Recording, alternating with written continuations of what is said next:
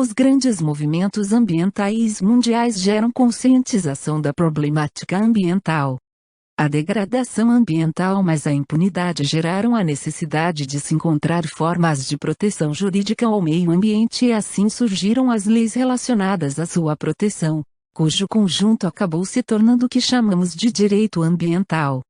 Devido aos reflexos da Class Actions americana, a tradição que é o instrumento adequado à tutela dos interesses coletivos, à defesa de grupos de pessoas ou segmentos sociais, surgiu no direito brasileiro a ação civil pública ou coletiva disciplinada pela Lei 7.347/85, tendo sido prevista posteriormente também pelo art.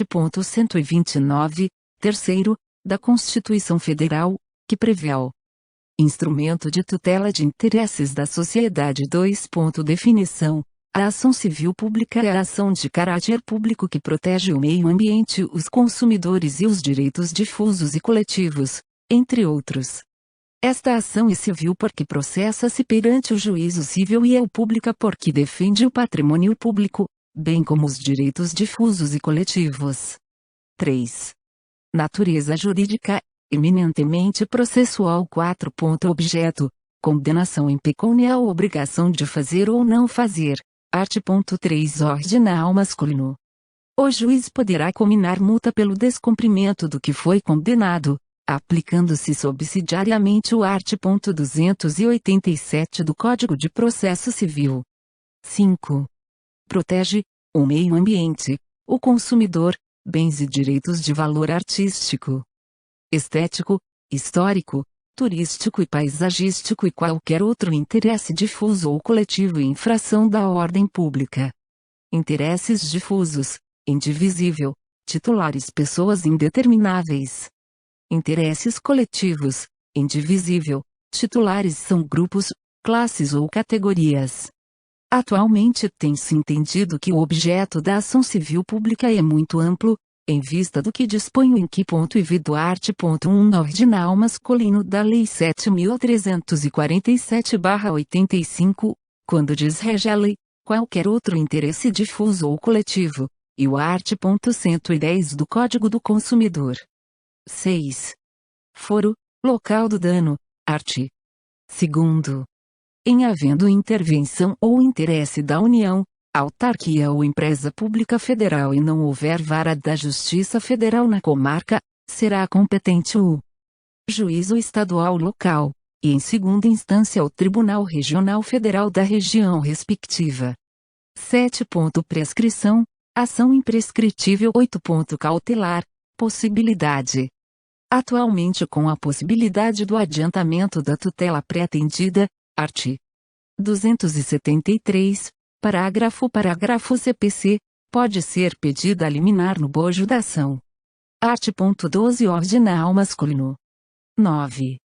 Legitimidade ativa, Ministério Público, União, Estado, Município, empresas públicas, fundações, sociedades de economia mista e associações.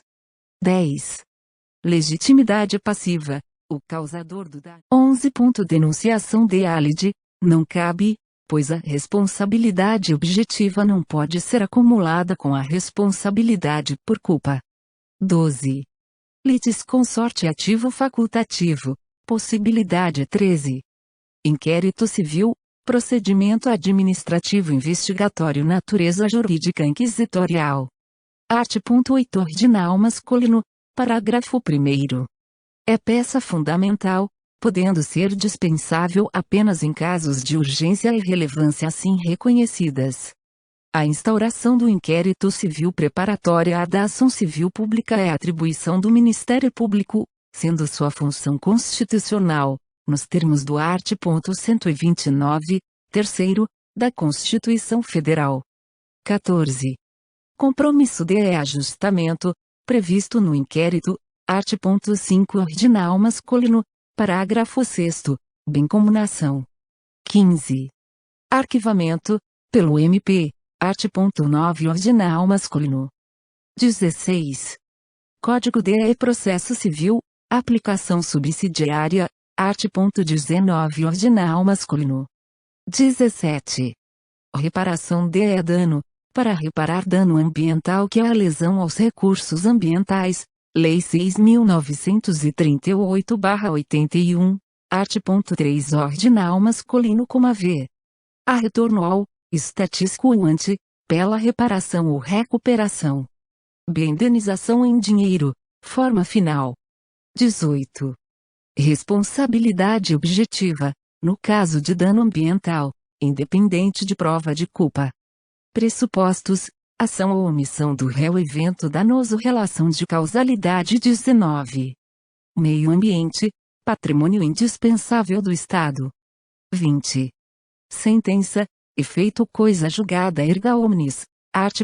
16 ordinal masculino, exceto se a ação for julgada improcedente por deficiência de provas.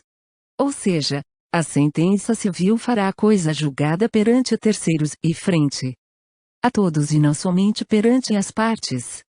Coisa julgada é quando a sentença não está mais sujeita a recurso ordinário ou extraordinário, tornando-se imutável e indiscutível. Art. 467 do Código de Processo Civil. 11.